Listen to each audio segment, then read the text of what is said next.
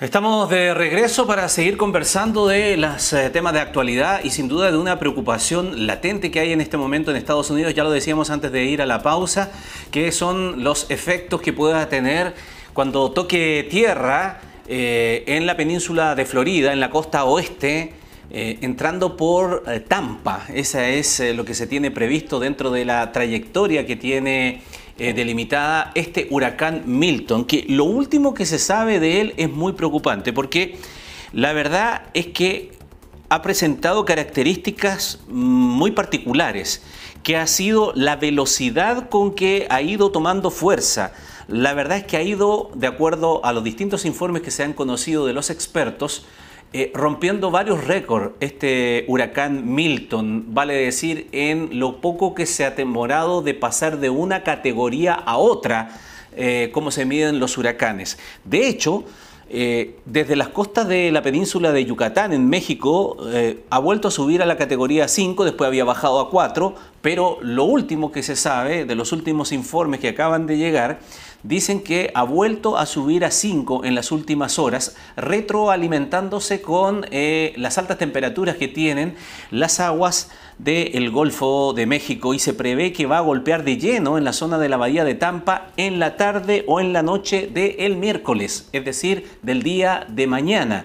A pesar de la recurrencia de los huracanes en Florida, justo esta zona no ha recibido un golpe directo de un ciclón en más de un siglo. Lo que están viendo ustedes en pantalla son precisamente imágenes que dan cuenta de la respuesta de la población a los llamados a evacuar que ha hecho la autoridad. De hecho, el gobernador Ron DeSantis ha declarado el estado de emergencia en 52 de los 67 condados del estado y se han dictado órdenes de evacuación en 9 de ellos. La alcaldesa de Tampa, que se llama Jane Castor, fue muy contundente al respecto y dijo: puedo decir sin dramatizar en absoluto que si decides quedarte en una de esas zonas de evacuación, vas a morir. Eso fue lo que dijo dramáticamente la alcaldesa de Tampa. Gianfranco Marcone está en comunicación con nosotros a esta hora de la tarde para contextualizar un poco lo que estamos comentando y dar cuenta de la evidente preocupación que manifiestan las autoridades. Gianfranco. Hola Ramón, ¿cómo estás? Sí, así es. Bueno, bastante preocupante la situación como tú estabas contando, porque es uno de los huracanes más intensos prácticamente de los últimos años, ya prácticamente el segundo de este año después de Helene, que podría ser bastante destructivo en la costa oeste, y ahora claramente podría traspasar incluso la península de Florida. Todo indica que la trayectoria va a ser muy distinta a la anterior. En la anterior tocó la costa oeste, luego se fue, podríamos decir, hacia el norte, metiéndose en el continente, en el país norteamericano, en Estados Unidos, y este va a atravesar la península. Por lo tanto, claramente la afectación podría ser mayor a la anterior. Se había degradado a categoría 4, ahora, como tú dices, ya pasó a categoría 5, y todo indica que debería llegar, como tú también indicabas, mañana en la noche, puede ser la madrugada, a la península de Florida con esa misma categoría, que es la máxima que existe hoy en día. Yo estaba viendo algunos informes que daban cuenta de lo inusual que ha sido también en distintos récords, ¿no? Hablaba de la velocidad con que ha ido tomando esta distinta, subiendo de categoría. Y una de las explicaciones que veía ahí estaba dada también por los récords de temperatura que muestra en promedio las aguas del Golfo de México, Gianfranco. Sí.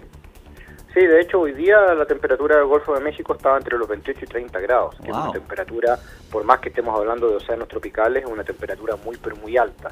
El combustible para este tipo de fenómenos es el calor latente que libera los océanos producto de la alta temperatura. Muchos se preguntan por qué en Chile no tenemos huracanes, porque claro, con 13 a 14 grados de temperatura del mar es muy difícil que tenga este tipo de fenómenos, por más que se llamen ciclones, igual a los que vienen asociados a los sistemas frontales, pero la dimensión, la potencia, claramente son muy distintos. Pero ya con 26 grados puede formar un huracán, pero con 29 y con 30, claramente el huracán va siendo más potente, adquiere más fuerza, adquiere más durabilidad también. Es como que cambias de 95 o 93 a 97 octanos, pensando en el combustible a lo mejor que ocupa en vehículo. La potencia va a ser mucho mayor y la durabilidad también del fenómeno, también las marejadas ciclónicas más intensas. Y eso es lo que está pasando en los últimos años. Prácticamente gran parte de los huracanes categoría 4 y 5 han ocurrido en los últimos 8 años. ¿Por qué en los últimos 8 años? En los últimos 8 años las temperaturas de los océanos están con récord histórico. ¿Por qué las temperaturas de los océanos han aumentado también? Los océanos son un gran absorbedor de gases de efecto invernadero, absorben el 20%.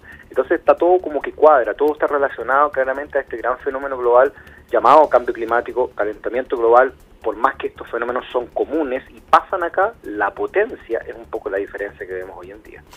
Gianfranco, una cosa es evidentemente relacionar la categoría que tienen los huracanes, dado cuenta de la velocidad de los vientos, pero asociado a esto, las intensas precipitaciones que lo acompañan, ¿cuáles son las proyecciones que se tienen respecto de esto? Y si es en la misma zona donde golpea fuertemente los vientos o también son en una zona o en un área más extensa, lo que puede provocar también las abundantes precipitaciones.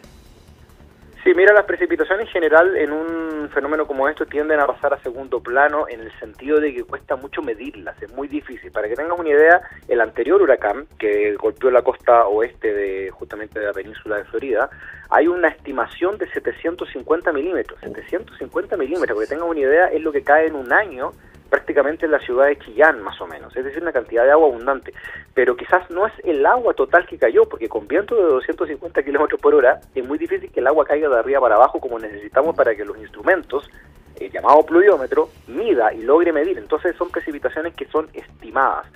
Además que, como vemos en las imágenes también que tú estás mostrando ahí, ocurren mucho las marejadas ciclónicas, es decir, el agua se sale también de sus cauces del océano, generando que las inundaciones no solamente sean por lluvia, sino que también sean por la salida del mar. Entonces es una mezcla de fenómenos y por eso la escala de Saffir-Simpson, que es la escala que mide los huracanes, se mide principalmente por el viento. Es la variable en cierto modo y entre comillas más fácil de medir. Todas las otras finalmente es una mezcolanza de cosas que cuesta mucho medir. Más o menos las cantidades están más o menos muy similares a lo que ocurrió en Elin, el anterior, podrían ser cerca de 600, 700 milímetros, pero como te digo, gran parte de las inundaciones también se deben a la salida del mar producto de las marejadas ciclónicas. Bueno, seguimos monitoreando esto minuto a minuto, llega información también. Esta es la información que entrega la NASA con sus modelos y que por supuesto también nuestros profesionales aquí en Chile lo siguen con mucha atención, entre ellos Gianfranco Marcone, que nos va actualizando tanto aquí en pantalla, en sus diversos informes, como internamente, la evolución que está teniendo este huracán que tiene tan preocupados a los norteamericanos en la península de Florida. Gianfranco, seguimos en contacto, gracias. Así es, Ramón, cuídate, que estés muy bien, chau, chau. Muy bien, ya rozamos, no, estamos en las 20 horas, 8 de la noche, por lo tanto llegamos hasta aquí con esta media hora informativa entre 13 en vivo. Siga en la compañía de nuestra señal de noticias, actualización permanente de todas las informaciones. Ya llega Emprendedores por World Café, como ve allí en nuestra pantalla, y nosotros nos volvemos a encontrar a las 9 de la noche junto a Soledad Oneto en la edición central de Tele 13. Allí nos vemos, gracias.